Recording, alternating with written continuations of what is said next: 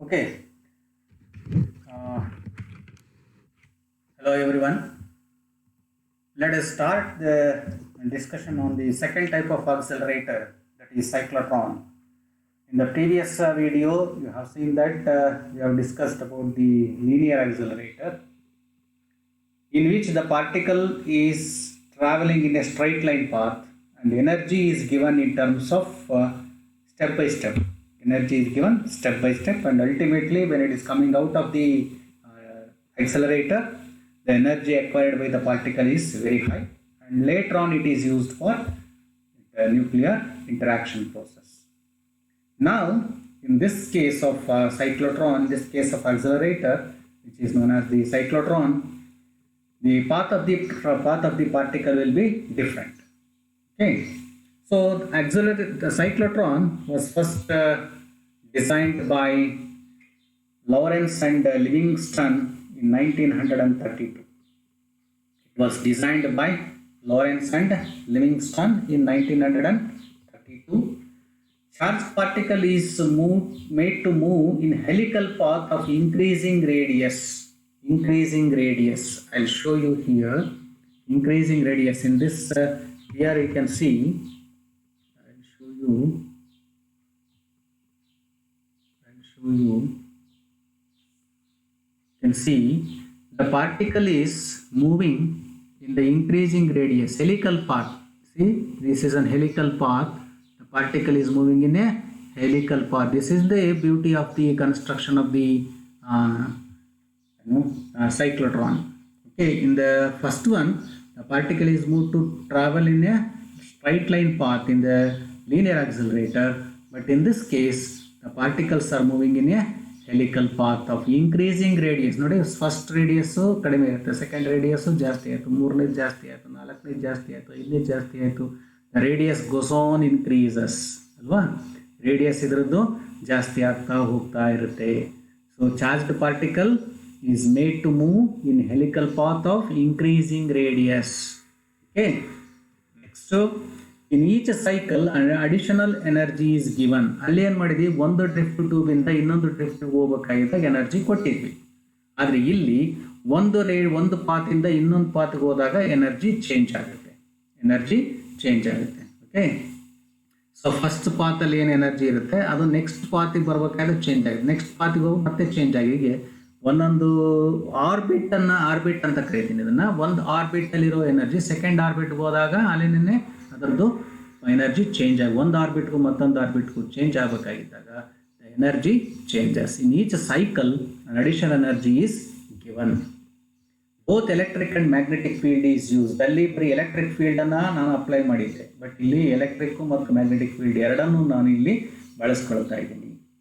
ಬೇಕಲ್ಲ, ಎಲೆಕ್ಟ್ರಿಕ್ ಫೀಲ್ಡನ್ನು ಬಳಸ್ತಾ ಇದ್ದೀನಿ in order to give the electric potential. In order to give electric potential ಇರುತ್ತೆ, ಆ ಪೊಟೆನ್ಷಿಯಲ್ ಎನರ್ಜಿ ಏನಿರುತ್ತೆ, ಆ potential equal energy equivalent to the potential difference ಏನಿರುತ್ತಲ್ಲ ಅದನ್ನ ಈಚ್ ಸೈಕಲಲ್ಲಿ ಅದು ಅಕ್ವೈರ್ ಮಾಡ್ತಾ ಹೋಗುತ್ತೆ. ಮ್ಯಾಗ್ನೆಟಿಕ್ ಫೀಲ್ಡ್ ಯಾಕಪ್ಪ ಅಪ್ಲೈ ಮಾಡ್ತೀವಿ ಅಂತ ಹೇಳಿದ್ರೆ, in order to keep the particle in a circular path. ಆ ಸರ್ಕ್ಯುಲರ್ ಪಾತಲ್ಲಿ ಅದನ್ನ ಇಟ್ಕೊಳ್ಳೋದಕ್ಕೋಸ್ಕರವಾಗಿ ಹೊರಗಡೆಯಿಂದ ನಾವು ಮ್ಯಾಗ್ನೆಟಿಕ್ ಫೀಲ್ಡ್ ಅನ್ನು ಅದಕ್ಕೆ ಅಪ್ಲೈ ಮಾಡಿರ್ತೀವಿ. Construction, how it is constructed. Okay, ನೀವು ಡಯಾಗ್ರಾಮಲ್ಲಿ ನೋಡ್ತಾ ಇದ್ರಿ, ಇಲ್ಲಿ ನೋಡಿ, ಇಲ್ಲಿ consists of 2 semi circular flat hollow metal boxes. ನೋಡಿ, ಇದು ಒಂದು ಬಾಕ್ಸ್, ಇದು ಸೆಮಿ ಸರ್ಕ್ಯುಲರ್ ಇದು ಅಲ್ವಾ. ಇದೊಂದು ಸರ್ಕ್ಯುಲರ್ ಆದರೆ ಮಧ್ಯಕ್ಕೆ 2 ಭಾಗ ಮಾಡಿದ್ದೀವಿ. ಮಧ್ಯಕ್ಕೆ 2 ಭಾಗ ಮಾಡಿ ಇನ್ನೊಂದು ಸರ್ಕ್ಯುಲರ್ ಸೆಮಿ ಸರ್ಕ್ಯುಲರ್ ಡಿಸ್ಕ್, ಇದೊಂದು semi circular, 2 semi circular disc. ಒಂದೇ ಸರ್ಕಲನ್ನು 2 ಭಾಗ ಮಾಡ್ತೀವಪ್ಪ, ಅದನ್ನು ಒಂದಕ್ಕೊಂದಕ್ಕೂ ಜಾಯಿನ್ ಮಾಡಿ ಒಂದ್ರ ಪಕ್ಕದಲ್ಲಿ ಒಂದು ಜೋಡಿಸಿಟ್ಟಿದ್ದೀವಿ ಅಷ್ಟೇ. 2 ಮೆಟಲ್ ಬಾಕ್ಸ್ ಇದಾವೆ, semi circular metal boxes with the diameter. ಇದು along the diameter we have cut into 2 pieces and then they are kept and facing each other. Diameter face ಆಗೋ ಥರ ನಾವು ಎರಡನ್ನೂ ಕೂಡ ಜಾಯಿನ್ ಮಾಡಿ ಇಟ್ಟಿದ್ದೀವಿ. They are called as dees. ಇವನ್ನ dees ಅಂತ ಕರಿತೀವಿ. ಡೀಸ್ ಅಂತ ಯಾಕೆ ಕರಿತೀವಿ ಅಂದರೆ, ನೋಡಿ ಶೇಪ್ ನೋಡಿ ಯಾವ ಥರ ಕಾಣಲ್ಲ, ಡಿ ಥರ ಕಾಣಲ್ಲ, ಇದು ಡಿ ಕಾಣಲ್ಲ, ಅದಕ್ಕೋಸ್ಕರ ಡೀಸ್ ಅಂತ ಕರಿತೀವಿ. 2 ಡೀಸ್, ಇದು ಒಂದು ಡಿ, ಇದು ಒಂದು ಡಿ, ಅಂದರೆ ಡೀಸ್ ಅಂತ ಕರಿತೀವಿ ಇದಕ್ಕೆ. So they are called as dees because of their shape. Shape ಅದನ್ನ ಆ ಶೇಪಿಂದ ಅದನ್ನು ನಾವು ಕರಿತೀವಿ. ಎರಡೂ ಡಿ ಥರ ಕಾಣುತ್ತೆ ನಮಗೆ ನೋಡೋದಕ್ಕೆ, ಅದಕ್ಕೆ ಇವನ್ನ ನಾವು ಡೀಸ್ ಅಂತ ಕರಿತೀವಿ. ಸೊ ಕನ್ಸ್ಟ್ರಕ್ಷನ್ ಚೆನ್ನಾಗಿ ಅರ್ಥ ಮಾಡ್ಕೊಟ್ಟು ನೋಡಿ ಏನಿದೆ ಇದರಲ್ಲಿ. Consist of 2 semi circular hello flat hello metal boxes. ಇದು ಹ್ಯಾಲೋ ಮೆಟಲ್ ಬಾಕ್ಸ್ಗಳು ಇವೆರಡೂ ಕೂಡ, ಒಳಗಡೆ ಏನಿರಲ್ಲ. ಅಲ್ಲಿ ಡ್ರಿಫ್ಟ್ ಟ್ಯೂಬಲ್ಲಿ ಏನು ನೋಡಿರಿ, ಇಟ್ ಜಸ್ಟ್ ಎ ಟ್ಯೂಬ್ಸ್ ಅಷ್ಟೇ, ಹ್ಯಾಲೋ ಟ್ಯೂಬ್ಸ್ ಅವು, ಒಳಗಡೆ ಏನಿರೋದಿಲ್ಲ ಅಲ್ಲಿ, ಹ್ಯಾಲೋ ಟ್ಯೂಬ್ಸ್ ಅವು. ಹಾಗೆ ಇದು ಸರ್ಕ್ಯುಲರ್ ಬಾಕ್ಸ್ ತೊಗೊಂಡಿದ್ವಿ, ಮೆಟಲ್ ಬಾಕ್ಸ್ ತೊಗೊಂಡು, ಸರ್ಕ್ಯುಲರ್ ಮೆಟಲ್ ಬಾಕ್ಸ್, ಅದು ಲೀನಿಯರ್ ಮೆಟಲ್ ಬಾಕ್ಸ್, ಇದು ಸರ್ಕ್ಯುಲರ್ ಮೆಟಲ್ ಬಾಕ್ಸ್, ಅಷ್ಟೇ ವ್ಯತ್ಯಾಸ ಅದಕ್ಕೂ ಇದಕ್ಕೂ. ಓಕೆ, ಸೊ ಇಲ್ಲಿ ಇದು ಹ್ಯಾಲೋ ಮೆಟಲ್ ಬಾಕ್ಸ್ ಇದೆ, ಸರ್ಕ್ಯುಲರ್ ಆಗಿದೆ. ಸೊ ಇದನ್ನ ಕಟ್ ಮಾಡಿ ಡಯಾಮೀಟರ್ 2 ಫೇಸ್ ಆಗೋ ಥರ ಮಾಡಿ ಇಟ್ಟಿದ್ದೀವಿ, ಒಂದ್ರ ಪಕ್ಕದಲ್ಲಿ ಒಂದು ಇಟ್ಟಿದ್ದೀವಿ. ಅರ್ಥ ಆಯ್ತಲ್ಲ? ಸೊ ಇವು ಡಿ ಶೇಪ್ ಕಾಣೋದ್ರಿಂದ ಇದನ್ನು ಡೀಸ್ ಅಂತ ನಾವು ಕರಿತೀವಿ. The source of ion is kept at the centre of the gap between the dees. ನೋಡಿ ಮಧ್ಯದಲ್ಲಿ ಕಾಣುತ್ತಲ್ಲ ಇಲ್ಲಿ, ಇದು source of the proton, ion ಅಂತ ಕರಿತೀವಿ ಇಲ್ಲಿ. ಜನರಲ್ ಆಗಿ ಅಯಾನ್, ಸಾಮಾನ್ಯವಾಗಿ ನಾವು ಸೈಕ್ಲೋಟ್ರಾನ್ ಅನ್ನು ಬಳಸೋದು ಪ್ರೋಟಾನ್ಗೋಸ್ಕರ ಬಳಸ್ತೀವಿ. ಸೊ ಪರ್ಟಿಕ್ಯುಲರ್ ಇದು ಪ್ರೋಟಾನ್ಗೆ ಬಳಸ್ತಕ್ಕಂಥದ್ದು. ಸೊ ಸೋರ್ಸ್ ಆಫ್ ಪ್ರೋಟಾನ್ ಇಲ್ಲಿದೆ, ಸೆಂಟ್ರಲ್ ಇದೆ, ಹೌದಾ? Source of proton is here. Okay, the dees are enclosed in a flat well evacuated. ಈ ಡೀಸ್ ಅನ್ನು ಏನು ಮಾಡ್ತೀವಿ, ಇದಕ್ಕೊಂದು ಚೇಂಬರ್ ಇರುತ್ತೆ, ವೆಲ್ ಇವ್ಯಾಕ್ಯುಯೇಟೆಡ್ ಚೇಂಬರ್. ಅಲ್ಲಿ ಡ್ರಿಫ್ಟ್ ಟ್ಯೂಬ್ಸ್ ಅನ್ನು ಹೆಂಗೆ ಒಂದು ಗ್ಲಾಸ್ ಟ್ಯೂಬಲ್ಲಿ ಇಟ್ಟಿದ್ವಿ, ದೊಡ್ಡ ಗ್ಲಾಸ್ ಟ್ಯೂಬ್ ಒಳಗಡೆ ಇವ್ಯಾಕ್ಯುಯೇಟ್ ಮಾಡಿ, ಗ್ಲಾಸ್ ಟ್ಯೂಬನ್ನು ಇವ್ಯಾಕ್ಯುಯೇಟ್ ಮಾಡಿ ಅದರ ಒಳಗಡೆ ನಾವು ಡ್ರಿಫ್ಟ್ ಟ್ಯೂಬ್ಸನ್ನು ಜೋಡಿಸಿದ್ವಲ್ಲ, ಅದೇ ರೀತಿ ಇಲ್ಲಿಯೂ ಕೂಡ ಈ ಎರಡೂ ಡೀಸನ್ನು ಒಂದು ವೆಲ್ ಇವ್ಯಾಕ್ಯುಯೇಟೆಡ್ ಚೇಂಬರ್ ಒಳಗಡೆ ಇದನ್ನು ಫಿಕ್ಸ್ ಮಾಡಿರ್ತೀವಿ. It is enclosed, dees are enclosed in flat well evacuated chamber which is placed in between pole pieces of electromagnet. ಇದನ್ನು ನಾವೇನು ಮಾಡ್ತೀವಿ, ಚೇಂಬರನ್ನು ಹೊರಗಡೆಯಿಂದ 2 ಪೋಲ್ ಪೀಸಸ್, ಇಲ್ಲೊಂದು ಮ್ಯಾಗ್ನೆಟಿಕ್ ಪೋಲ್ ಪೀಸ್ ಇದೆ, ಈ ಕಡೆಗೆ ಒಂದು ಮ್ಯಾಗ್ನೆಟಿಕ್ ಪೋಲ್ ಪೀಸ್, ಎಲೆಕ್ಟ್ರೋಮ್ಯಾಗ್ನೆಟ್ ಆಯ್ತಲ್ಲ. ಇದೊಂದು ಇದು ನಾರ್ತ್ ಪೋಲ್ ಇದ್ದರೆ ಈ ಕಡೆ ಬರೋದು ಸೌತ್, ಅಥವಾ ಇದು ಸೌತ್ ಇದ್ದರೆ ಈ ಕಡೆ ನಾರ್ತ್ ಇರುತ್ತೆ. So between the 2 poles of a strong electromagnet, pole pieces of electromagnet, we have to place this arrangement ಅನ್ನು ಪೋಲ್ ಪೀಸಸ್ ಮಧ್ಯದಲ್ಲಿ ಇಡ್ತೀವಿ. So uniform magnetic field acts perpendicular plane of the dees. ನೋಡಿ, ಈ perpendicular ಆಗಿ magnetic field act ಆಗ್ತಾ ಇರುತ್ತೆ, perpendicular ಆಗಿ act ಆಗ್ತಾ ಇರುತ್ತೆ. ಸೊ ಯೂನಿಫಾರ್ಮ್ ಮ್ಯಾಗ್ನೆಟಿಕ್ ಫೀಲ್ಡ್ ಯಾವಾಗಲೂ ಕೂಡ perpendicular to the dees, plane of the dees. ಇದು ಪ್ಲೇನ್ ಇದಾದರೆ ಡೀಸ್, ಇದು ಪರ್ಪೆಂಡಿಕ್ಯುಲರ್ ಮ್ಯಾಗ್ನೆಟಿಕ್ ಫೀಲ್ಡ್ ಇರ್ತದೆ. High frequency voltage source is applied between the dees. ನೋಡಿರಿ, ಇದು ಒಂದು ಹೈ ಫ್ರೀಕ್ವೆನ್ಸಿ ಸೋರ್ಸ್ ಇದೆ, ಒಂದು ಪಾಸಿಟಿವ್ ಇದ್ರೆ ಇನ್ನೊಂದು ನೆಗೆಟಿವ್ ಅನ್ನು ಕನೆಕ್ಟ್ ಮಾಡಿದ್ದೀವಿ. High frequency source it gives electric field, ಇಲ್ಲಿ ಮ್ಯಾಗ್ನೆಟಿಕ್ ಫೀಲ್ಡ್. ಎರಡು ನಾನು ಮೊದಲೇ ಹೇಳಿದ್ದೀನಿ, we use both electric and magnetic field. ಇಲ್ಲಿ ಎಲೆಕ್ಟ್ರಿಕ್ ಫೀಲ್ಡನ್ನು 2 ಡಿಗಳಿಗೆ ಎಲೆಕ್ಟ್ರಿಕ್ AC ಸೋರ್ಸನ್ನು ಕನೆಕ್ಟ್ ಮಾಡಿದ್ದೀನಿ, ಇಲ್ಲಿ ಎಲೆಕ್ಟ್ರಿಕ್ ಫೀಲ್ಡ್ ಅಪ್ಲೈ ಮಾಡ್ತೀನಿ. ಮತ್ತು ಇಡೀ ಚೇಂಬರನ್ನು ನಾನೇ ಮಾಡಿ 2 ಪೋಲ್ ಪೀಸಸ್ ಮಧ್ಯದಲ್ಲಿ ಇಟ್ಟಿದ್ದೀನಿ. Thereby I am applying magnetic field also, both simultaneously I am applying both electric and magnetic field. Right? So this is how it is constructed. Electric field acts only in the gap between the D's, and space within the D is electric field free. ನಾನು ಆಗಲೇ ಹೇಳಿದ್ದೀನಿ, drift ಟ್ಯೂಬ್ಸನ್ನು just compare ಮಾಡಿಕೊಟ್ಟೆ. Drift tubes ಒಳಗಡೆ ಏನಿದೆ, no field ಅಲ್ವಾ, field does not exist inside the cylinder. But here also metal box ಏನಿದೆ, hollow metal box ಇದಾವಲ್ಲ, ಈ ಮೆಟಲ್ ಬಾಕ್ಸ್ ಒಳಗಡೆ ಏನಿದೆ, ಏನು ಫೀಲ್ಡ್ ಇರಲ್ಲ. Field does not exist with in the metal, field does not exist with in the metal box. ಆ cylinder ಹೆಂಗೋ ಹಿಂಗೆ ಬಾಕ್ಸ್ ಇದು ಅಲ್ವಾ. ಸಿಲಿಂಡರ್ನಲ್ಲಿ ಯಾವಾಗ ಮೆಟಲ್ ಸಿಲಿಂಡರ್ನಲ್ಲಿ ಯಾವಾಗ ಎಲೆಕ್ಟ್ರಿಕ್ ಫೀಲ್ಡ್ ಎಕ್ಸಿಸ್ಟ್ ಆಗಲ್ಲ, ಇಲ್ಲಿಯೂ ಕೂಡ ಈ ಮೆಟಲ್ ಬಾಕ್ಸ್ ಒಳಗಡೆ, ಹಾಲೋ ಬಾಕ್ಸ್ ಒಳಗಡೆ ಮ್ಯಾಗ್ನೆಟಿಕ್ ಫೀಲ್ಡ್ ಇರಲ್ಲ, ಸಾರಿ ಎಲೆಕ್ಟ್ರಿಕ್ ಫೀಲ್ಡ್ ಎಕ್ಸಿಸ್ಟ್ ಆಗಲ್ಲ. It exist only between the ends. ಈ ಪಾಸಿಟಿವ್ ಎಂಡ್, ಈ ನೆಗೆಟಿವ್ ಎಂಡ್, ಈ ಎಂಡ್ಗಳ ಮಧ್ಯದಲ್ಲಿ ಮಾತ್ರ ನಮಗೆ ಎಲೆಕ್ಟ್ರಿಕ್ ಫೀಲ್ಡ್ ಎಕ್ಸಿಸ್ಟ್ ಆಗ್ತದೆ. The field exists only in the gap between the D's, and the space within the D is electric field free. Electric field ಇಲ್ಲದೆ ಇರ್ತಕ್ಕಂಥದ್ದು free ಆಗಿರ್ತದೆ. ಸೊ ಕನ್ಸ್ಟ್ರಕ್ಷನ್ ಆಯಿತು. ವರ್ಕಿಂಗ್ ಬರೋಣ, how it works. At the instant a positive ion is emitted by the source D1, D1 is at negative potential ಆಯ್ತಲ್ಲ. ನೋಡಿ, ಇದು at the instant of positive ion emitted by the source, ಒಂದು source ಇದೆ, ಇದು source ಇದೆ, ಈ ಸೋರ್ಸಿಂದ positive ion ಹೊರಗೆ ಬರುತ್ತೆ ಅಂತ ಇಟ್ಕೊಳ್ಳೋಣ. It emits A positive ion.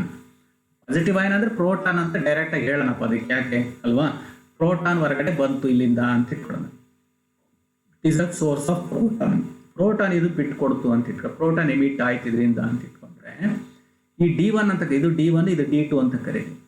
This D1 is at negative potential ಇಂದ ಇದು ನೆಗೆಟಿವ್ ಪೊಟೆನ್ಷಿಯಲ್ ಇಲ್ಲಿದೆ ಅಂತ ಇಟ್ಕೊಳ್ತೀವಿ. ಟೈಮನ್ನು ಹಂಗೆ ಅಡ್ಜಸ್ಟ್ ಮಾಡಿರ್ತೀವಿ ನಾವು ಇಲ್ಲಿ. ದ ಟೈಮ್ ಈಸ್ ಇಲ್ಲಿಂದ ಈ ಗ್ಯಾಪಿಂದ ಈ ಗ್ಯಾಪಿಗೆ ಬರೋವಷ್ಟೊತ್ತಿಗೆ ಸುತ್ಕೊಂಡು ಇಲ್ಲಿ ಬರೋವಷ್ಟೊತ್ತಿಗೆ ಈ ಗ್ಯಾಪನ್ನು ಬಿಟ್ಟು ಇಲ್ಲಿಗೆ ಹೋಗಿ ಮತ್ತು ಇಲ್ಲಿಂದ ಸುತ್ಕೊಂಡು ಇಲ್ಲಿ ಬರೋವಷ್ಟೊತ್ತಿಗೆ ಟೈಮ್ ಲ್ಯಾಪ್ಸ್ ಏನಿರುತ್ತಲ್ಲ ಅದನ್ನು T/2 ಅಡ್ಜಸ್ಟ್ ಮಾಡ್ತೀವಿ.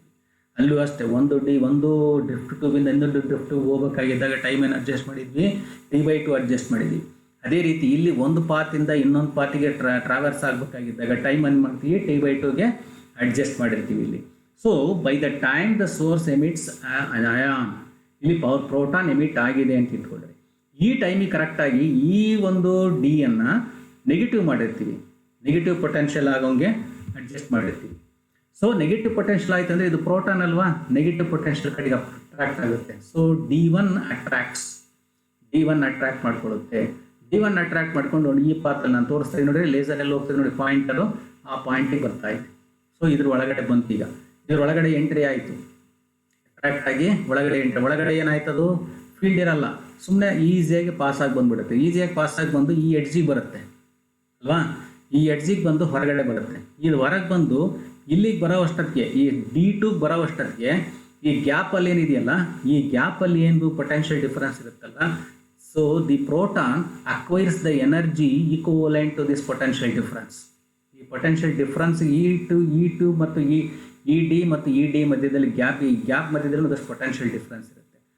Energy equal to the potential difference is acquired by the proton. ಈ ಪ್ರೋಟಾನು ಎನರ್ಜಿಯನ್ನು ಅಕ್ವೈರ್ ಮಾಡ್ಕೊಳ್ಳುತ್ತೆ. ಸೊ ಯಾವಾಗ ಇದು ಒಳಗೋಗಿ ಇಲ್ಲಿ ಬರೋ ಅಷ್ಟೊತ್ತಿಗೆ ಏನಾಗಿರುತ್ತೆ,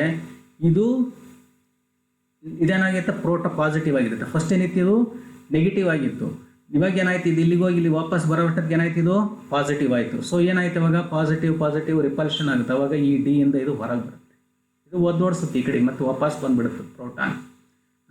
ಒಳಗೆ ಕರ್ಕೊಂಡಿತ್ತಲ್ಲ ಅದೇ Dನೇ ಹೊರಗೆ ಹಾಕುತ್ತೆ ಅಲ್ವಾ, ಹೊರಗೆ ಹಾಕ್ಬಿಡುತ್ತೆ. ಅದನ್ನು ಹೊರಗೆ ಹಾಕಿದ ತಕ್ಷಣ ಏನಾಗುತ್ತೆ, ಈ ಟೈಮಿಗೆ ಕರೆಕ್ಟಾಗಿ ಇದು ನೆಗೆಟಿವ್ ಇರುತ್ತೆ, D2 ನೆಗೆಟಿವ್ ಆಗಿರುತ್ತೆ.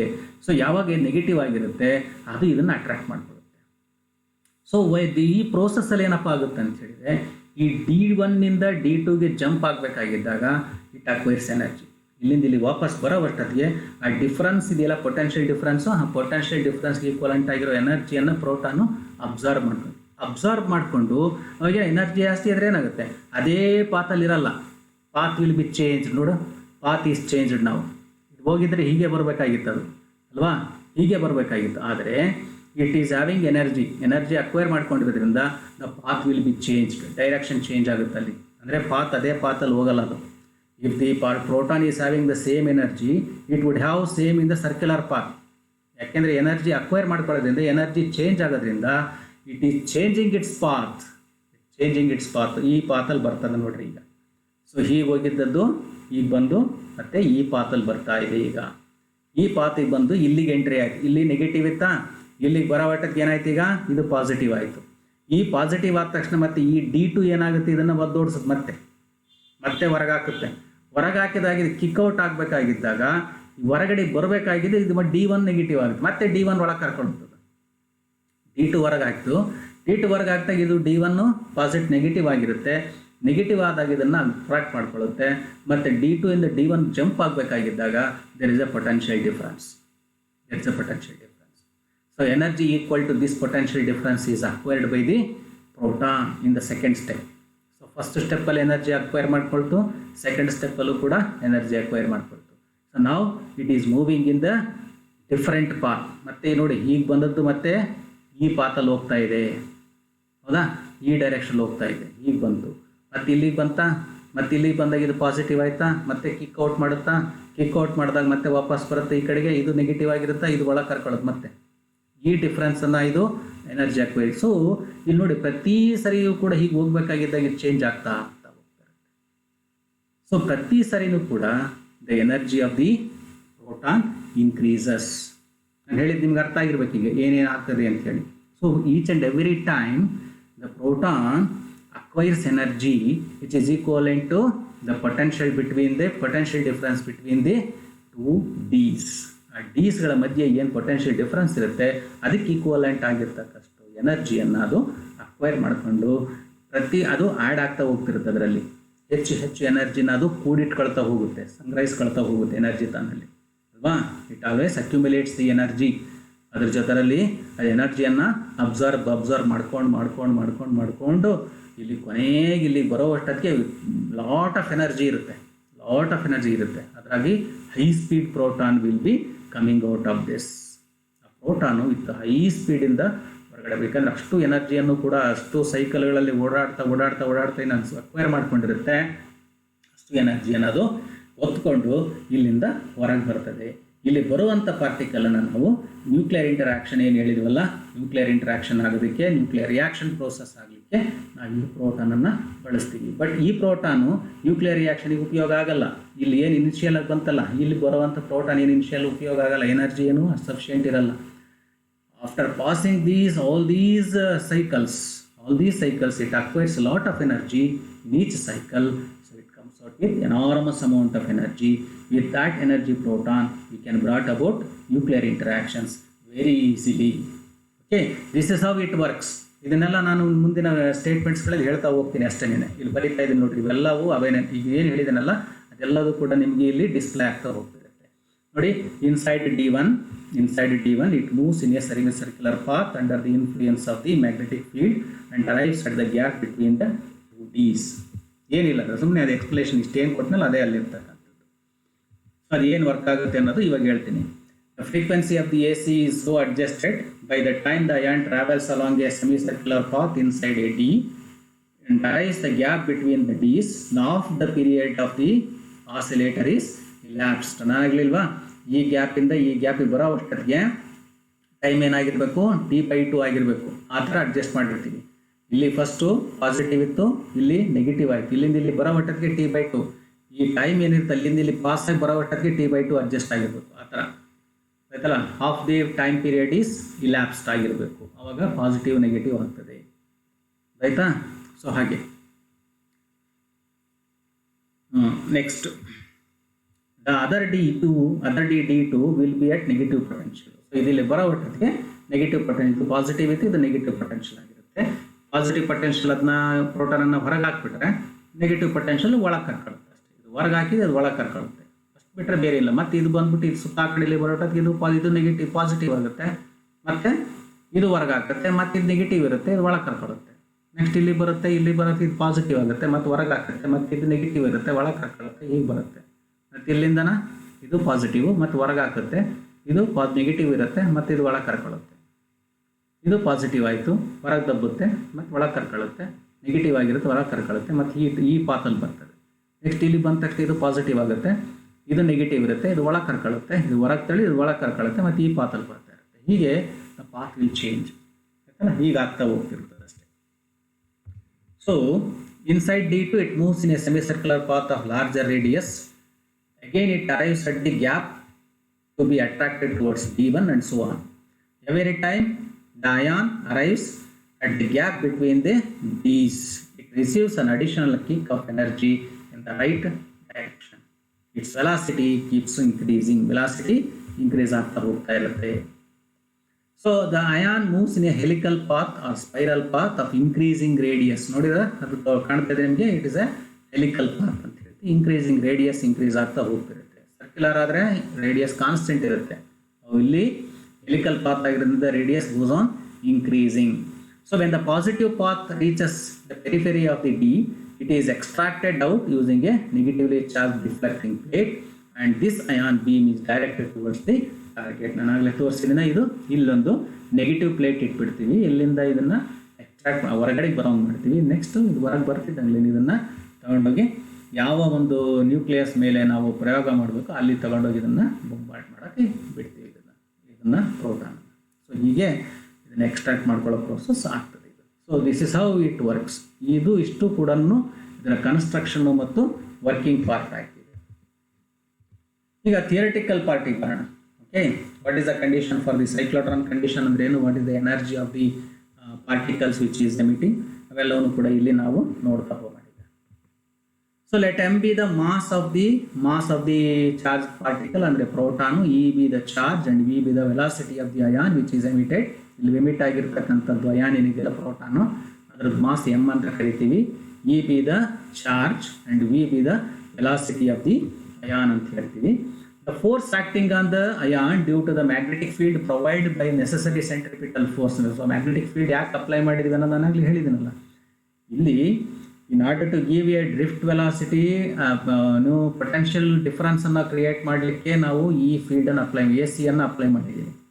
ಆದರೆ ಇದು ಸರ್ಕ್ಯುಲರಲ್ಲಿ, ಇದು ಈ ಎಲಿಕಲ್ ಪಾತಲ್ಲೇ ಇದು ಮುಂದುವರಿಬೇಕು, ಮೂವ್ ಆಗಬೇಕು ಅಂತಂದು ಹೇಳಿದರೆ it will be under the action of electric field and the magnetic field ಹೊರಗೆ ಕಳಿಸ್ತಕ್ಕಂಥದ್ದು. It provides a necessary centripetal force. Centripetal ಫೋರ್ಸನ್ನು ಅದಕ್ಕೆ ಕೊಡ್ತದೆ.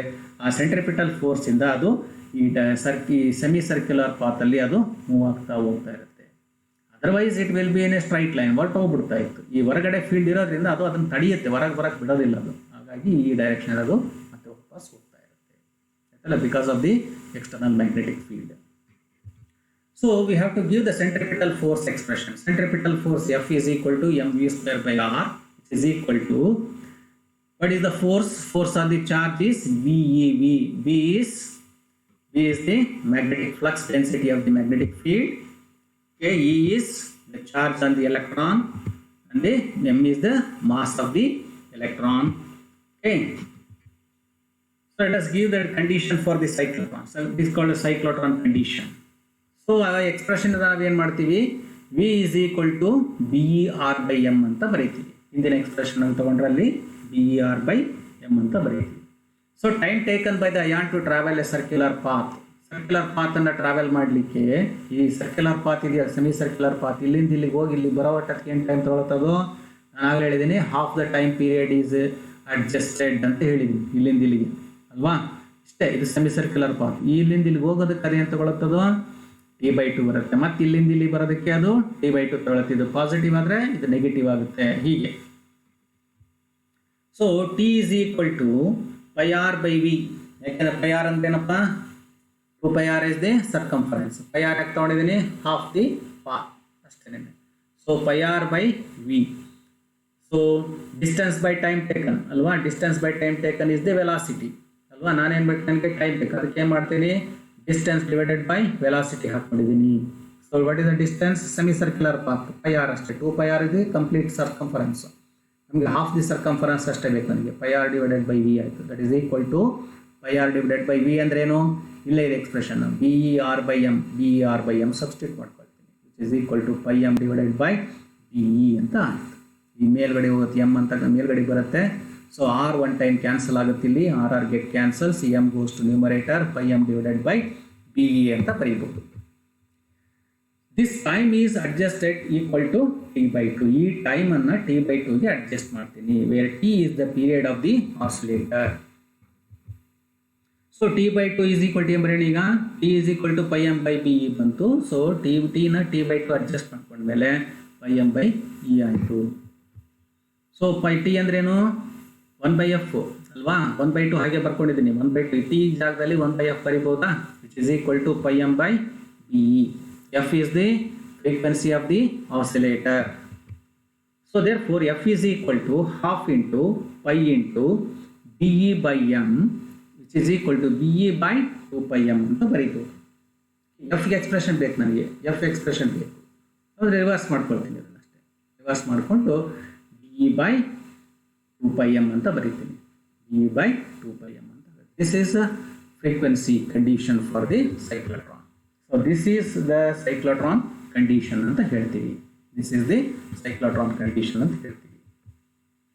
So when the frequency of the oscillator is adjusted to satisfy the above equation for a given ion and the magnetic field B, the charged particle always keeps in phase with the alternating field and receives an additional installment of energy every time it arrives at the gap. ಈ condition ಅನ್ನು satisfy ಮಾಡಿದಾಗ ಆ ಒಂದು particle ಏನಿದೆಯಲ್ಲ, charge particle always in the phase with the magnetic field, phase ಆಗಿ ಓಡಾಡ್ತಿರುತ್ತೆ. So every time it crosses the D, it receives an additional energy. ಸೊ ಪ್ರತಿ ಸಾರಿಗೂ ಕೂಡ ಅಡಿಷನಲ್ ಎನರ್ಜಿ ಅದಕ್ಕೆ ಆ್ಯಡ್ ಆಗ್ತಾ ಹೋಗ್ತಾ ಇರುತ್ತೆ. ಯಾವಾಗ ಈ ಎಫ್ ಕಂಡೀಷನ್ ಏನಿದೆಯಲ್ಲ, ಎಫ್ ಕಂಡೀಷನ್ ಸ್ಯಾಟಿಸ್ಫೈ ಮಾಡಿದಾಗ ಆಯ್ತಲ್ಲ. So finally it has having enormous amount of energy. So energy expression ಬರೆಯೋಣ ಈಗ. Okay, what is the energy? Here let us say if r is the radius of the d and v is the velocity of the ion, when it reaches the walls of the d, then velocity expression ಗೊತ್ತು ನನಗೆ, v is equal to b r by m ಹಿಂದೆ ನಾವು ತಗೊಂಡಿದ್ದೀವಿ. Okay, so energy acquired by the ion in a cyclotron is half mv square is equal to half m into v ಜಾಗದಲ್ಲಿ be by m ber by m whole square ಆಗುತ್ತೆ. that is equal to half m b square e square r square by m square ಆಗುತ್ತೆ.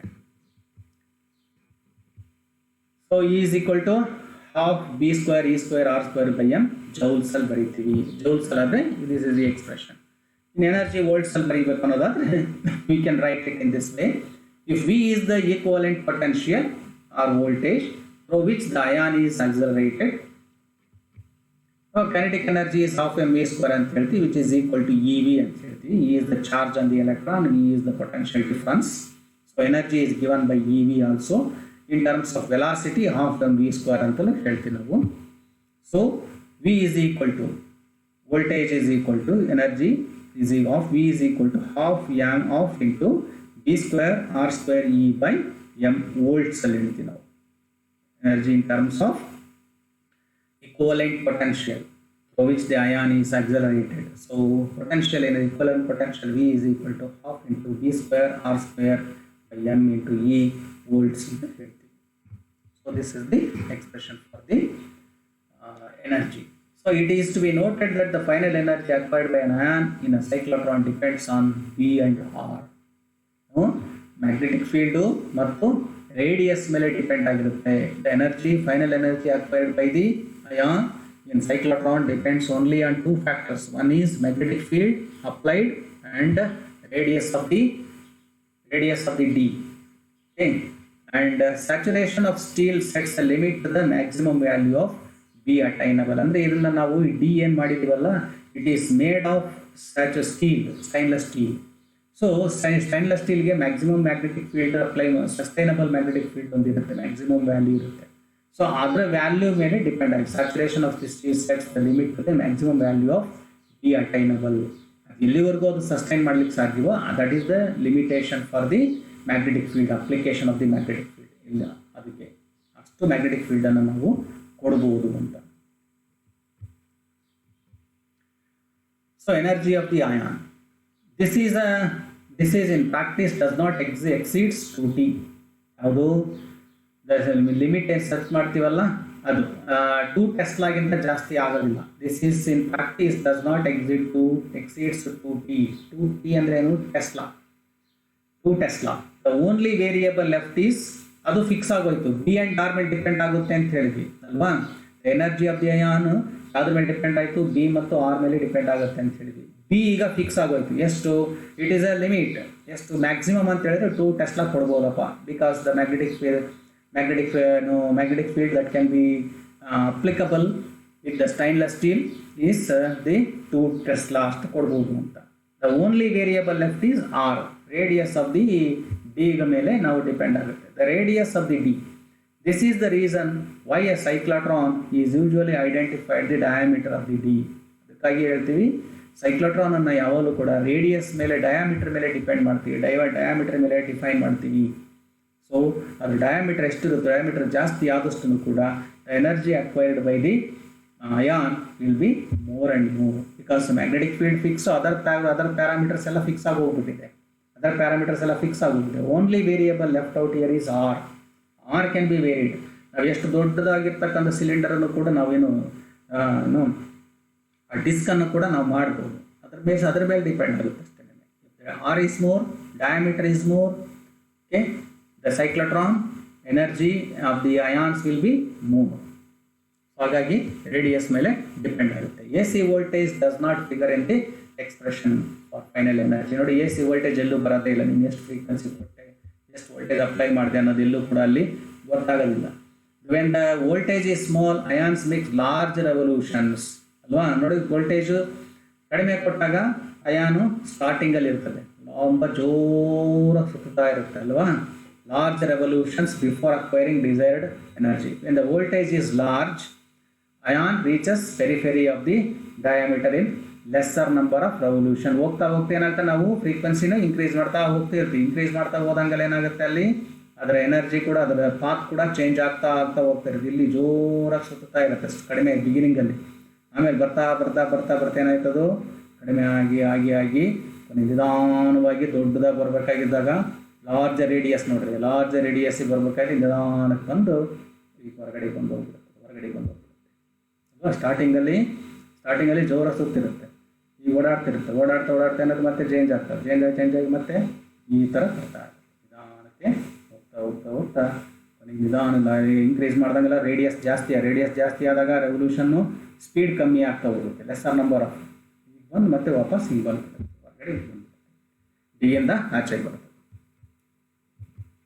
Limitations ಏನಪ್ಪ ಇದಕ್ಕೆ?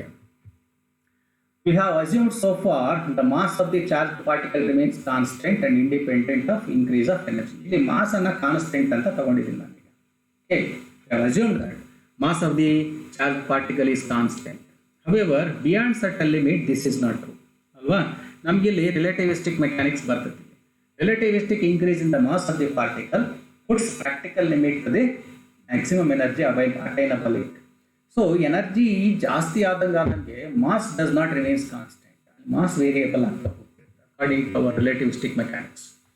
So when the velocity of the particle become comparable with the velocity of light, mass no longer remains constant. ಇದನ್ನೇ ನಾವು ಹೇಳೋದು. Okay, so mass velocity speed of the ion within the chamber, within the cyclotron chamber equal to the velocity of the light ಆಗಿಬಿಡ್ತು ಅಂತಂದರೆ mass constant ಇರಲ್ಲ. It mass is no longer remains constant, vary ಆಗುತ್ತೆ. So ಹಾಗಾಗಿ ಅಲ್ಲಿ ನಮ್ಗೇನಾಗುತ್ತೆ, we have to have a relativistic mass variation ಅನ್ನು ತಗೋಬೇಕಾಗುತ್ತೆ. ಆ ಮಾಸ್ ವೇರಿಯೇಷನ್ ಅನ್ನು ತಗೊಂಡು ನಾವು ಎನರ್ಜಿಯನ್ನು ಕ್ಯಾಲ್ಕುಲೇಟ್ ಮಾಡಬೇಕಾಗುತ್ತೆ. So this is the practical limit to the cyclotron ಅಂತ. ಸೊ ನೆಕ್ಸ್ಟ್ ಇದು ಅಬೌಟ್ ದಿ ಸೈಕ್ಲೋಟ್ರಾನ್. ಇದು ಕೂಡ ಇಂಪಾರ್ಟೆಂಟ್ ಕ್ವಶನ್ ನಿಮಗೆ ಎಕ್ಸಾಮಿನೇಷನಲ್ಲಿ ಆಯ್ತಲ್ಲ. ಫಸ್ಟು ಆಕ್ಸಿಲರೇಟರ್ ಅಂತ ಹೇಳಿದ್ದೀನಿ, ಆಕ್ಸಿಲರೇಟರ್ ಕೂಡ ನಿಮಗೆ ಇಂಪಾರ್ಟೆಂಟ್ ಕ್ವಶನ್. ಇದು ಕೂಡ ಇಂಪಾರ್ಟೆಂಟ್. ಇದರಲ್ಲಿರೋ 3 ಆಕ್ಸಿಲರೇಟರ್ಸ್ ಇದಾವಪ್ಪ, ಹೌದಾ? ಸೈಕ್ಲೋಟ್ರಾನು, ಬೀಟಾಟ್ರಾನು ಮತ್ತು ಲೀನಿಯರ್ ಆಕ್ಸಿಲರೇಟರ್ ಅಂತ. ಈ 3ರಲ್ಲಿ ಯಾವ್ದಾದ್ರು ಒಂದು ಗ್ಯಾರಂಟಿಯಾಗಿ ಮೈನ್ ಕ್ವಶನ್ ಎಕ್ಸಾಮಿನೇಷನ್